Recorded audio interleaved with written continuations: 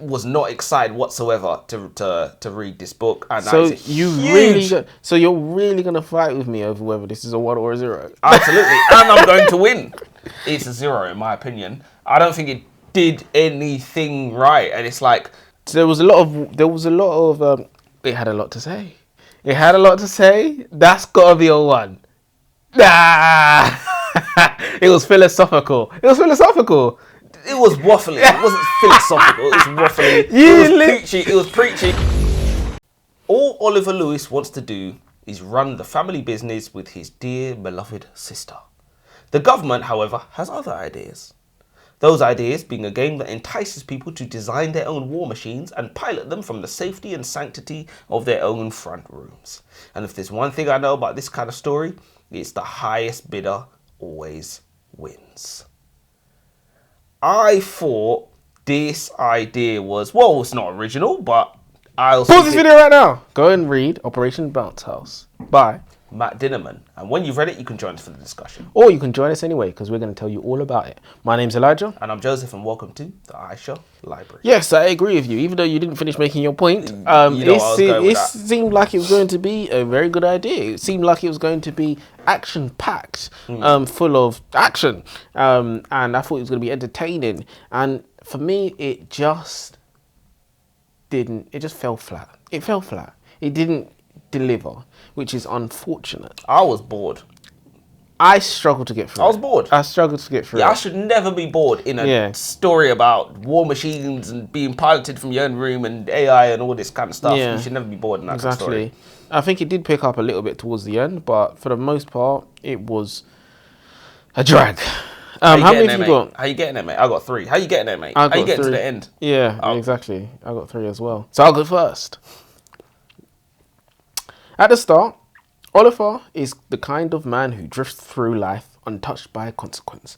Work, home, the occasional drink, a bit of music, rinse and repeat. Politics is background noise to him. Now, onto the second part. 3 hours in, and I'm struggling to grasp what the narrative is actually building towards. The spotlight lingers endlessly on mechanical chatter, robots explaining themselves, classifications of units, heavies, worker drones, layer upon layer of technical terminology. It feels less like storytelling and more like reading a game manual. Giving some of the machines ordinary human names only compounds the confusion. Instead of deepening the world, it bloats the cast. There are so many entities introduced so quickly that none of them are given the space to matter. Without meaningful development, there's nothing to latch on emotionally. It genuinely makes me question, who was this written for? The tone leans juvenile, saturated with tech speak and exaggerated archetypes. Even the portrayal of gamers feel cartoonish, like somebody copied and pasted the most tired cliches instead of writing real people.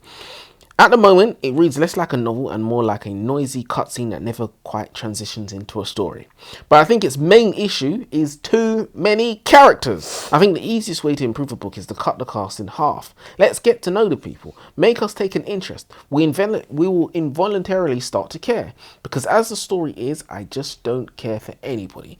Did you struggle to get into the book? Because it was painful for me to get into the book, to learn. Honestly, I thought it was boring. I think action books, or books that the premise is based on action, I think they should drop us right into the middle of the cyber warfare. No, they didn't really. They need to drop us in it and make us switch on. We've obviously always made this comparison. When you watch Transformers, beginning of the movie, boom! You see Optimus in there doing stuff. Even if you don't even understand what the war's about or what he's doing. Yeah.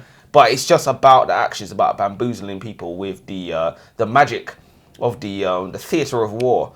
Start with a big cast, but kill them off quickly. Get down to a core group of people. It's like, not even, when it's a book as well, obviously we're not going to notice everything that we see. It's like not every character that we meet we're going to even remember. So it's not even necessary to kill off this character or that character. You can always tell who the main core of characters are, and the story is obviously going to follow them.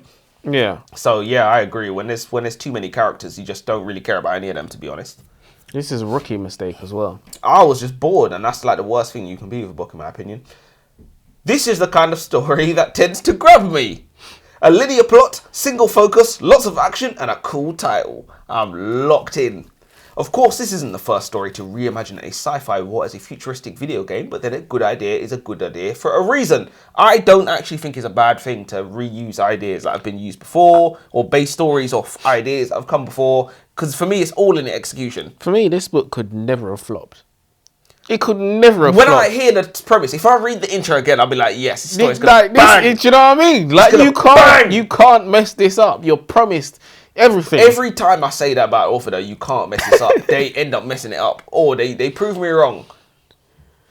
There were flashes of brilliance here and there, moments that genuinely pulled me in, but they were buried beneath an avalanche of dialogue and exposition that didn't feel particularly meaningful. The book constantly had something to say, yet very little of it felt essential. Instead of building momentum, it weighed the story down.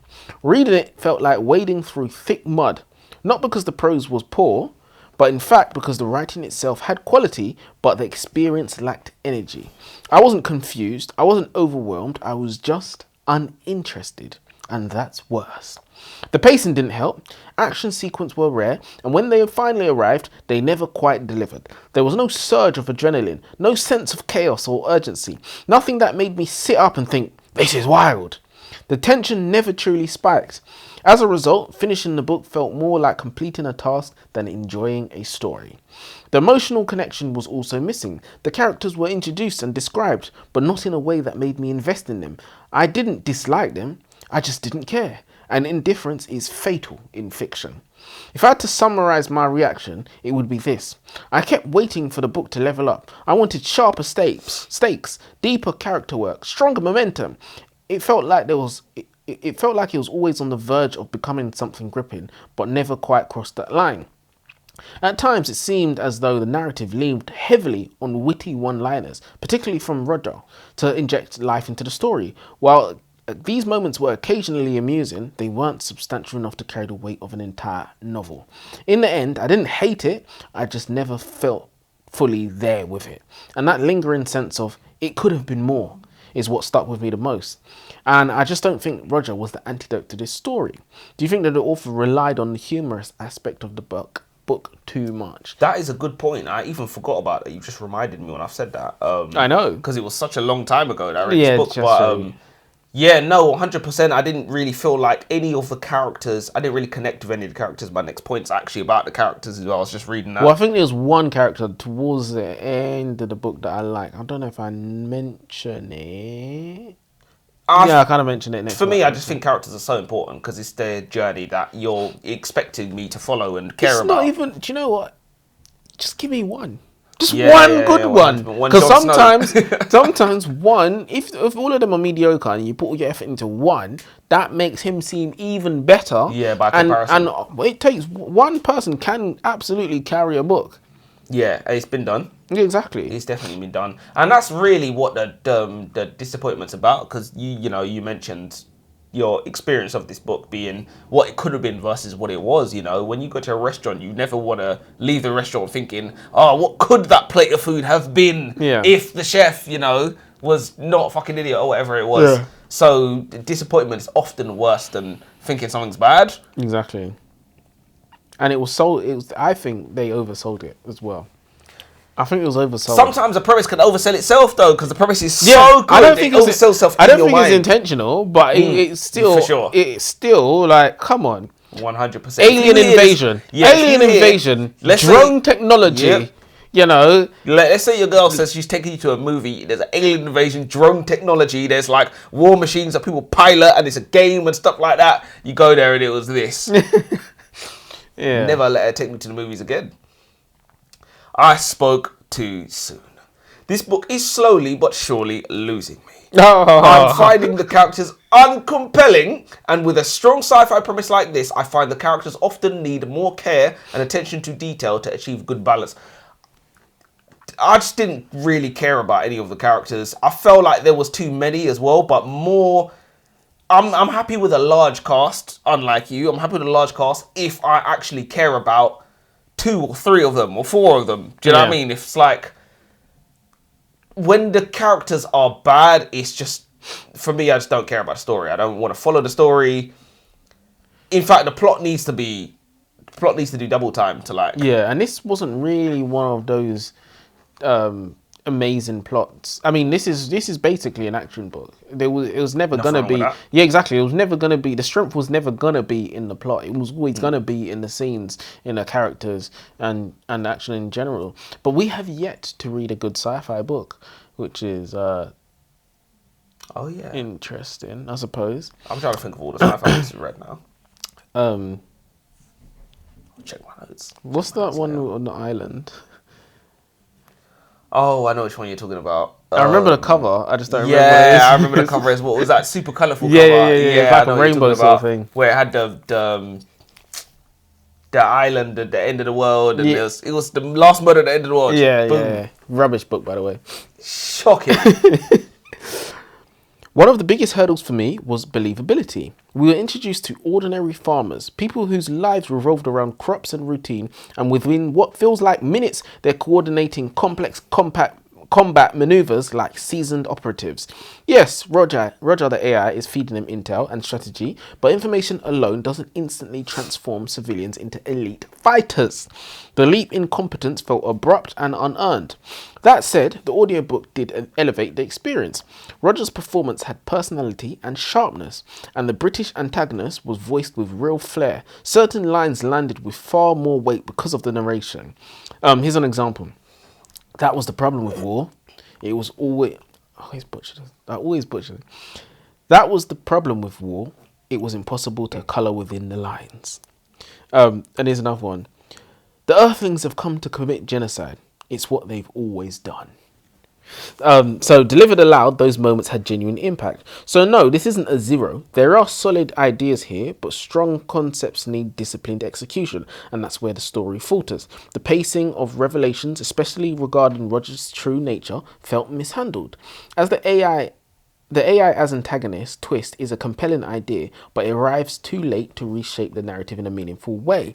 That tension should have been seeded much earlier, allowed to simmer. Structurally, I also can't help but feel that the premise might have worked better with a different core team. Instead of rapidly militarized farmers, imagine a tight specialized unit, a single covert team tasked with planetary survival, perhaps infiltrating Earth, operating behind enemy lines. That framework could have grounded the tactical competence and raised the stakes organically. As it stands, the ingredients are there, the problem is in how they're assembled. Unfortunately, I can't say I saw anything in this book that convinces me to read more from this author, and that is never a good sign. So did you actually read the book cover to cover, or did you just kind of skip through it after you got bored? Because I do that sometimes. No, I think I did it with this book, actually. It was... No, did I? No, I think I did. It was super tough to follow, because I know Oliver Lewis, but in terms of the characters... Oh, you know the author? No, the author's Matt Dinniman. Oh. Oliver Lewis is the main character in it. Oh, yeah. Yeah, so for me, the book was super tough to follow, and it didn't follow through on what I thought the book was going to be. So do you think you zoned out for a lot of it? Yeah, I zoned out for a lot of it. I don't even remember a lot of it, to be honest. Yeah, of course. I just think when you shouldn't commit to writing an action story if you're not committed to writing an action story. And for action, it's got to be the action scenes that carry it, and this book just didn't deliver for me. I zoned out for a lot of it, but there was one good thing that I found about it, to be honest. It wasn't too long. It was too long, wasn't it? It was too long. One thing that I will give this book credit for is the message that I believe is being transmitted. One about streaming culture and consumerism. I remember earlier you said the book has a lot to say, and that is true, it did. Yeah. How humans will even watch other people hurting themselves online if it's funny. How people will subject themselves to inhumane conditions for clicks and likes and view. Can you imagine that? What kind of sad virgin loser would stick himself in front of a camera every week just for a few clicks? Yeah. Having said that, if I could pilot a drone and kill some aliens for a fee... Look how exciting that sounds, though. Do you know what I mean? Absolutely do. Yeah, I'd do it for free. But look how exciting that sounds, man. So that means you would pilot drones to kill some people on the other side of the planet then. It's a small leap, isn't it? It's a small step. I cannot comment on that. I cannot comment on any offers I've received from world militaries. But no, it is a small step, to be honest, and that's what they say, the next war. It's easy to kill when you're pushing buttons, isn't it? When you're getting up and close and personal. Well, I hear. I was about to say I wouldn't know. But yeah, I mean, I'm going to give it 1 star for the attempt, but It was painful. You said it wasn't a 0. I disagreed straight away as soon as you said this book isn't Well, a 0. I say I it's don't not believe all zero. the ingredients are there. Well, no, I definitely think the ingredients there. And I don't know if you actually got to this bit, but Roger, who was their friend, he kind of turned out to be a bad guy. You know, he infiltrated Earth and he's going to cause whole heap of mayhem, and it was all for his own personal gain and this, that, and the other. So there was a twist in there that I thought was nice, and the idea can't be a 0 because the idea. If we're talking about the book, then yeah, the book can be a 0. But that's not an idea though. That's not an idea the author had. Do you know what I mean? Yeah, it's well, okay. What you're saying is it's not his idea. He didn't come up with it. Yeah, he didn't have that. Well, idea. he attempted to write a book with this idea, and that is something. I think we're scraping the bottom of the barrel, to be honest. But that's what one is. Scraping the bottom of the barrel. That's what one is. 0 is scraping the bottom of the barrel. 0. I think it deserves 0 in my opinion. I didn't really like anything about it. I think sci-fi, I'm a big fan of sci-fi as well. It didn't excite me, didn't make me excited to read it. I didn't finish work thinking, oh my God, I want to get back to this book. I was using the closed Kindle, by the way. I read that. Yeah, I saw the thing. You saw it, yeah? I was going to ask you about it. Literally, I was not excited whatsoever to read this book. And So you're really going to fight with me over whether this is a 1 or a 0? Absolutely. And I'm going to win. It's a 0 in my opinion. I don't think it did anything right, and it's like there was a lot of it had a lot to say. That's gotta be a 1. It was philosophical. It was waffling. It wasn't philosophical. It was waffling. It was preachy. I can see you're not gonna relate. You're not gonna relate. I literally had a good note about it. It was preachy. So you could look at it as a bad. You could look at that as a bad. I'll be honest. I think it deserves a 0 in my opinion. And it felt like I nearly swayed you there. That was the best point that could have been made. I used your point. Well, our point, but yeah. Look, 1, 0, it doesn't matter. Don't read it. Do you know what Definitely don't read it. And if Matt Dinniman has any other works, I beg of you, do not select them. Yeah, no. As I said to you, because of what he did with this book was an abomination, and to me, that was unforgivable. Death. No, but seriously, you call yourself an author, you should be able to remedy the book and be like, I wrote something trash, don't release it, fix it up. But this was the best you could do. 100%. You're supposed to leave this one in the vaults. This is the best you could do. You thought you was cooking. To be fair, is it not like a Sunday Times bestseller or something like that? Maybe we're the ones that don't know what we're talking about, to be honest. But well, one of us. I would never accept that. Oh, yeah. Well, I think that's everything. Take us away with a quote. Do you know what? I nearly did it. I thought he was going to do it off cuff. It seemed like he was going to. Come on. Till next time, I suppose. Till next time.